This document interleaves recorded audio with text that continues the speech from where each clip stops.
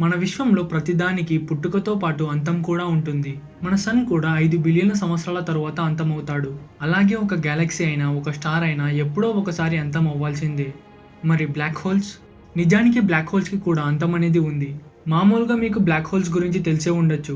ఎంతో హ్యూజ్ గ్రావిటీని కలిగి పెద్ద ఈవెంట్ హొరైజన్ ని ఫామ్ చేసి లైట్ తో సహా ఏ ఆబ్జెక్ట్ దాని దగ్గరకు వచ్చినా దాన్ని మింగేస్తుంది. ఇంతవరకు ఆ బ్లాక్ హోల్స్ లోపల ఏం ఉందో ఎవరికీ కరెక్ట్ గా తెలియదు. ఇంకా చెప్పాలంటే ఆ బ్లాక్ హోల్ లోపల ఎలాంటి ఫిజిక్స్ లాస్ పనిచేయవు. మనం ఆ బ్లాక్ హోల్ లోపల ఏం పడేసినా దానికి కొంచెం కూడా డ్యామేజ్ జరగకపోవడమే కాక దానివల్ల అది ఇంకా ఎక్కువ పవర్ఫుల్ గా మారుతుంది. పైగా 2 బ్లాక్ హోల్స్ కొల్లైడ్ అయినా అవి రెండు కలిసి ఇంకో పెద్ద బ్లాక్ హోల్ని ఫామ్ చేసి ఎనర్జీ లాగా గ్రావిటేషనల్ వేవ్స్ని రిలీజ్ చేస్తాయి. మరి ఈ బ్లాక్ హోల్స్ ఎలా నాశనం అవుతాయి? 1974లో దీని గురించి స్టీఫెన్ హాకింగ్ థియరిటికల్గా చెప్పాడు. బ్లాక్ హోల్స్కి అంత పవర్ రావడానికి దాని హ్యూజ్ గ్రావిటీయే కారణం. దాని గ్రావిటీ తగ్గాలంటే ఆ బ్లాక్ హోల్ మాస్ని కోల్పోవాలి.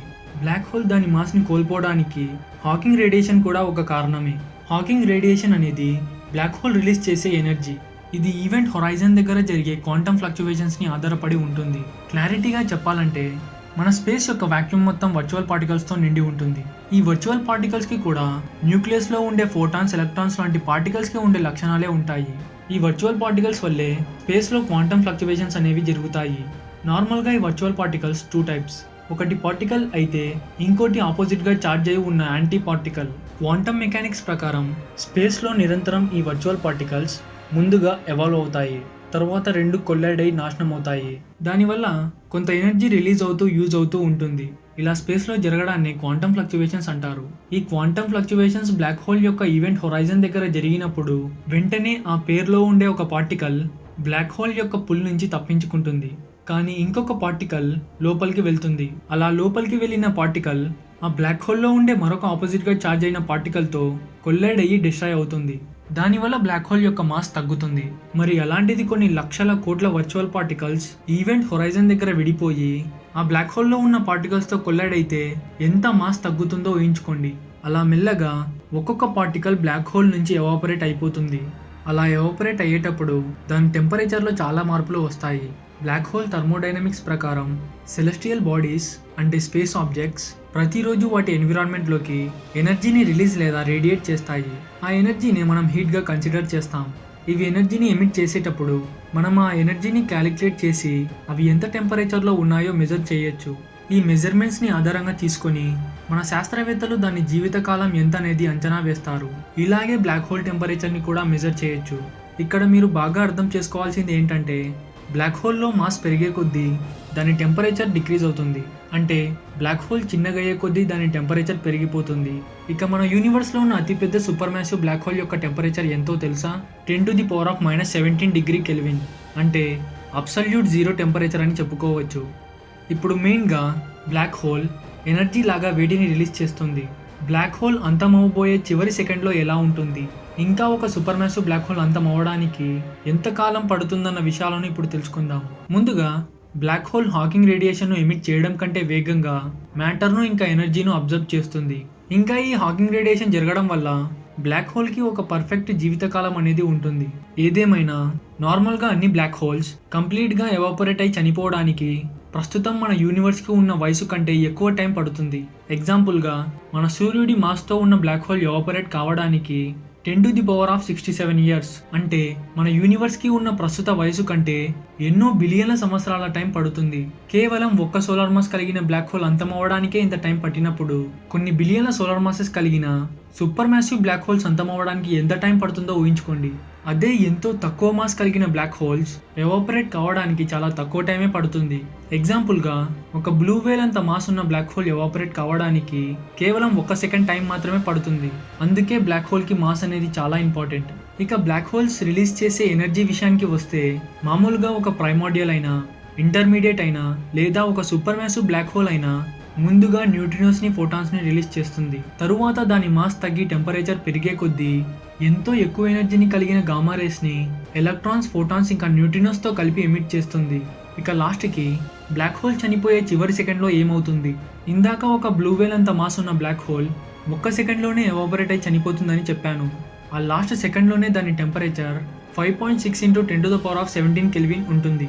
ఇంకా దాని లాస్ట్ సెకండ్లో 2,30,000 కేజీల బరువు ఉన్న ఆ చిన్న బ్లాక్ హోల్ రిలీజ్ చేసే ఎనర్జీ ఎంత ఉంటుందో తెలుసా? సుమారు 5 మిలియన్ల మెగాటన్నుల TNT పేలుడు శక్తి రిలీజ్ అవ్వడం. అంటే మన భూమి మీద ఉన్న న్యూక్లియర్ బాంబ్స్ అన్నీ ఒకేసారి 1000 సార్లు పేలడంతో సమానం.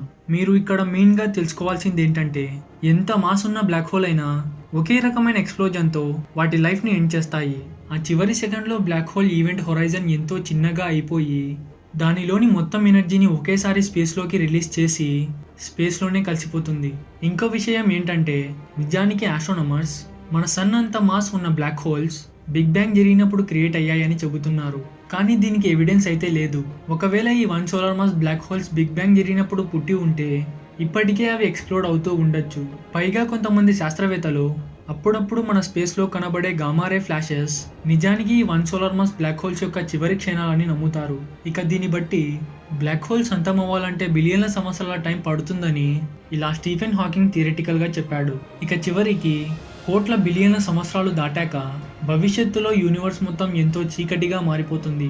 కానీ ఒకవేళ హాకింగ్ చెప్పింది గనక నిజమైతే ఈ విశ్వం చీకటిగా మారిపోవడానికి ముందే ఎంతో పెద్ద పెద్ద సూపర్ మ్యాసివ్ బ్లాక్ హోల్స్ చివరికి భయంకరంగా ఎక్స్ప్లోడ్ అయ్యి వాటి లైఫ్ని ఎండ్ చేస్తాయి. మన చరిత్రలో బ్లాక్ హోల్స్ గురించి ఇంత గొప్పగా అర్థం చేసుకొని చెప్పింది స్టీఫెన్ హాకింగ్ ఒక్కడే. ఇంకా స్టీఫెన్ హాకింగ్ బుక్ అయిన బ్రీఫ్ హిస్టరీ ఆఫ్ టైంలో బ్లాక్ హోల్స్ నుంచి క్వాంటమ్ థియరీస్ వరకు అన్నిటి గురించి చెప్పాడు. పైగా స్టీఫెన్ హాకింగ్ ఏలియన్స్ లేదా మనకంటే ఇంటెలిజెంట్ లైఫ్ ఫామ్స్ మన యూనివర్స్లో ఉన్నారని చాలా గట్టిగా నమ్ముతాడు. కానీ చాలామంది శాస్త్రవేత్తలు మన సోలార్ సిస్టమ్కు దగ్గరలో ఉన్న స్టార్ సిస్టమ్స్లో లైఫ్ని సపోర్ట్ చేసే ఎలాంటి ప్లానెట్ లేకపోవడంతో ఏలియన్స్ అనేవారు అసలు లేరని, ఏలియన్స్ కోసం అన్వేషించడం వృధా అని చెప్పారు. కానీ దానికి స్టీఫెన్ హాకింగ్ కేవలం మన దగ్గరలో ఉన్న స్టార్ సిస్టమ్స్లో ఏలియన్స్ కోసం అన్వేషించడం ఒక స్పూన్ వాటర్లో తిమింగలాన్ని వెతకడంతో సమానమని చెప్పాడు. ఇంకా ఈయన చెప్పిన థియరీ ఆఫ్ ఎవ్రీథింగ్ మన స్పేస్, టైం ఇంకా యూనివర్స్ గురించి చాలా క్లారిటీగా ఎక్స్ప్లెయిన్ చేస్తుంది. ఇంత గొప్ప సైంటిస్ట్ కాబట్టే స్టీఫెన్ హాకింగ్ చనిపోయిన తర్వాత తన బూడిదను న్యూటన్ ఇంకా చార్లెస్ డార్విన్ సమాధుల మధ్యలో పాతిపెట్టారు. పైగా ఈయనను గౌరవించడానికి యూరోపియన్ స్పేస్ ఏజెన్సీ వారు ప్రొఫెసర్ స్టీఫెన్ హాకింగ్ వాయిస్ని మనకు దగ్గరగా 3,500 లైట్ ఇయర్స్ దూరంలో ఉన్న బైనరీ స్టార్ సిస్టంలోని ఒక బ్లాక్ హోల్లోకి పంపారు. కాబట్టి స్టీఫెన్ హాకింగ్ వల్లే బ్లాక్ హోల్ కూడా హాకింగ్ రేడియేషన్ వల్ల మాస్ని కోల్పోయి స్పేస్లోనే అంతమవుతుందని తెలుసుకున్నాం. సో బ్లాక్ హోల్స్కి కూడా అంతం అనేది ఉంది. ఓకే ఫ్రెండ్స్, ఈ వీడియో మీకు ఎలా అనిపించిందో కమెంట్ చేయండి. నచ్చితే లైక్ చేయండి. ఇంకా ఇలాంటి వీడియోస్ కావాలనుకుంటే నా యూట్యూబ్ ఛానల్ని సబ్స్క్రైబ్ చేయండి. అలాగే పక్కనున్న బెల్ ఐకాన్ క్లిక్ చేస్తే నేను పెట్టే వీడియోస్ మీకు నోటిఫికేషన్ ద్వారా వస్తాయి. Thanks for watching.